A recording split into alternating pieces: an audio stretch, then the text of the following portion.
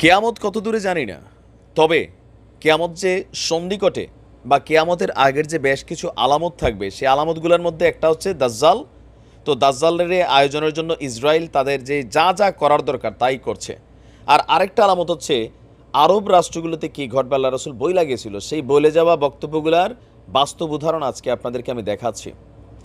সৌদির ইতিহাসে যেই রাজাগুলা, মানে তথাকথিত রাজা এদেরকে বলা হয়, যারা রাজ সিংহাসনে বসেছে, এর মধ্যে একজন হচ্ছে সৌদি যুবরাজ মোহাম্মদ বিন সালমান। অনেক কাজ পজিটিভও করেছেন, কিন্তু এবার যা শুরু করছেন এটাতে ভাই স্পষ্ট যে ইসলামের ধারক বাহক শরিয়া আইন অথবা ইসলামের একটা কি বলে যে এক্সাম্পল কান্ট্রি হিসেবে এতদিন সৌদি যে জায়গায় ছিল, এখন সৌদি সরে গেছে। আমরা বাংলাদেশও এর থেকে বেটার মনে করতে পারি, কারণ সৌদি যুবরাজ তার ভিশন 2030-র জন্য এমন এমন কর্মকাণ্ড করছেন যে আপনার পশ্চিমারা সফল, ইসালিরা সফল। বলা ছিল যে টাকা ঢালে ইসাল, পরিকল্পনা করে আপনার খ্রিস্টানরা, বাস্তবায়ন করে মুসলিমরা। সৌদি যুবরাজ কাজ করে যাচ্ছে। দুবাইকে কোথাও না কোথাও ফলো করতে গিয়ে আমার মনে হচ্ছে সৌদি বেসিক্যালি দুবাইকে ওভারকাম করতে চায়, যে দুবাইকে পিছনে ফেলে আমরা এমন এমন পর্যটনের বা অর্থনীতির ক্ষেত্রে বানাবো তেলের বিপরীতে, যেগুলো দিয়ে একদম রাষ্ট্র দুবাই হয়ে যাবে। ঠিক এই কাজটাই করছে সৌদি আরবে। প্রথমবারের মতন ভাই সুইম স্যুট ফ্যাশন শো অনুষ্ঠিত হয়েছে। আর গতকালকে ইতিহাসে প্রথমবারের মতন আপনার কি বলা যে খোলামেলা উন্মুক্ত পোশাকেই নারীদেরকে দেখা গেল। সৌদি আরবের পশ্চিম উপকূলে অবস্থিত সেন্ট রেজিস রেড সি রিসোর্টে এই অনুষ্ঠানের উদ্বোধন হয় সুইম স্যুট ফ্যাশন শো।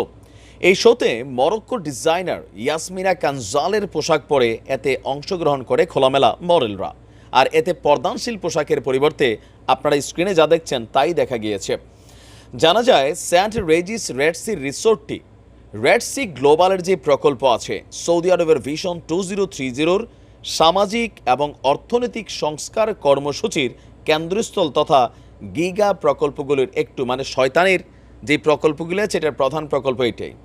আপনার বলা হচ্ছে যে এই প্রথমবারের মতন বিধিনিষেধের বেড়াজাল টপকে সাঁতারের পোশাকে এই প্রথম ফ্যাশন শো এর আয়োজন করে মিডিয়ায় সমালোচনার সৃষ্টি হোক, বাট তোলপাড় করে দিছে সৌদি যুবরাজ। তার অনুমতি নিয়েই এই প্রত্যেকটা কর্মকাণ্ড হচ্ছে। ইভেন মজার বিষয় হচ্ছে এই ধরনের বক্তব্য নিয়ে আপনি যদি সৌদি আরবের নাগরিক হন অথবা সৌদি আরবে বসবাসকারী কোনো মানুষ হন, কোনো ভিডিও বানান, সোশ্যাল মিডিয়াতে কোনো ধরনের স্টেটাস ক্রিয়েট করেন এদের বিরুদ্ধে, তাহলে সাথে সাথে আপনাকে আইনি ব্যবস্থা নেওয়া হবে।